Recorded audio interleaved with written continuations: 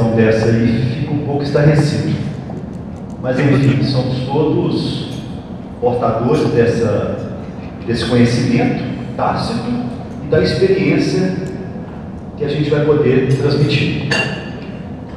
Bom, estamos falando de Wiki, mas há tempos que a gente vem lidando com outros softwares de gestão do conhecimento, mapas de conhecimento, ferramentas da intranet, GED, Google Air, Workflow, portais do conhecimento, sistemas de conteúdo. Não são poucos sistemas, softwares que existem por aí.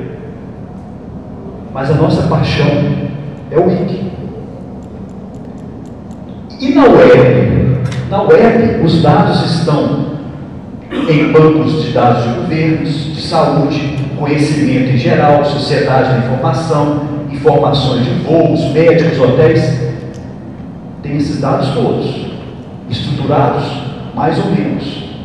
As aplicações precisam desses dados. Os dados em forma de silos, na nossa própria empresa, as ilhas de informação que não se falam. As páginas, milhares, centenas, milhões de páginas, como fornecer informações e estruturadas para que os computadores possam usar. Nós conseguimos bater o olho na página e fazer uma interpretação. A máquina não. A máquina precisa ser ensinada para isso. Ela tem dificuldade com essa linguagem. Então aqui vem o casozinho da manga que eu havia contado. Eu entrei no Google e digitei lá manga. Não precisa nem falar, né, pessoal? Você tem que tomar até cuidado com isso. Eu tenho um caso de um professor que foi dar aula, não foi você não, já viu? Nem fui eu, nem o Cláudio. Mas o cara chegou na sala, digitou no Google o nome de uma perna mecânica. Na época eu estava fazendo uma matéria robótica, uma perna mecânica. Para a infelicidade dele, na primeira página, veio um negócio novo, que não pode nem falar o que é. Na primeira página. Então, no caso da manga, veio lá, ó, a manga fruta, o mangá, a manga de camisa, a cidade manga de Minas Gerais. A manga, que parece que é um balneário da Espanha, eu nem conhecia, isso eu peguei ontem e veio esse conteúdo para mim. O que acontece então? Tem um gap, uma lacuna entre nós e o computador.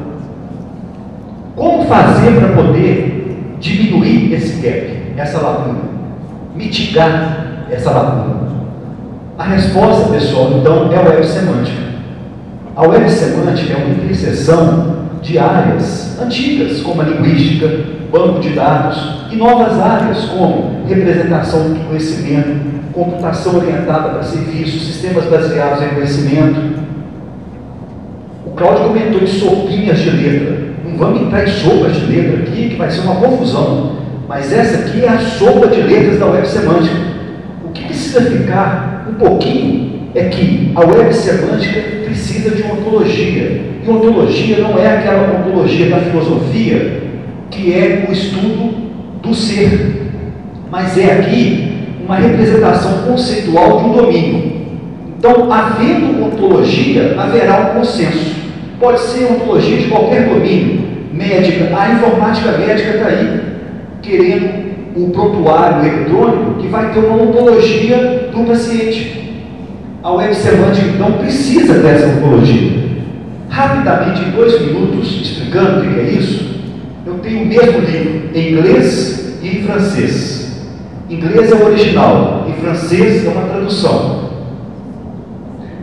Eu tenho um banco de dados do livro em inglês, o azul, e o banco de dados do livro em francês. Isso aqui é a representação da web semântica para esse banco. Esse banco de dados está distribuído na web, ele não está em um local só. Pode estar um na França e outro nos Estados Unidos.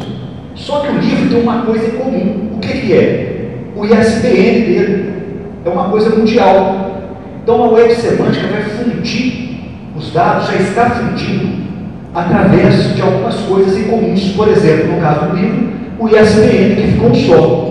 Com isso, eu vou conseguir pesquisar através do banco de dados em francês qual que é o título do meu livro original que eu não tinha aqui. Eu posso pesquisar dados do autor que está na página web dele. Com isso eu vou mostrar onde ele nasceu, as fotos daquela cidade. Isso não está na página, está em banco de dados que estão disponibilizados. E esse, pessoal, é o grande esforço mundial para os bancos de dados estarem estruturados. Chama-se DBpedia. Todos os bancos, ó, você pode ver que o Wikipedia está aqui, ó. O Wikipedia está no centro disso. O que é isso? Todos os dados que estão no Wikipedia são disponibilizados por páginas, nas páginas que nos buscam. E aqui eu tenho dados das pessoas, dados médicos, de artigos científicos. Cada corzinha dessa é um contexto. Isso está estruturado de uma forma que está ligado semanticamente. E com qualquer pesquisa, vou dar um exemplo rápido disso aqui. Você está com o seu iPhone em Berlim. Você clica lá, você está no ponto turístico.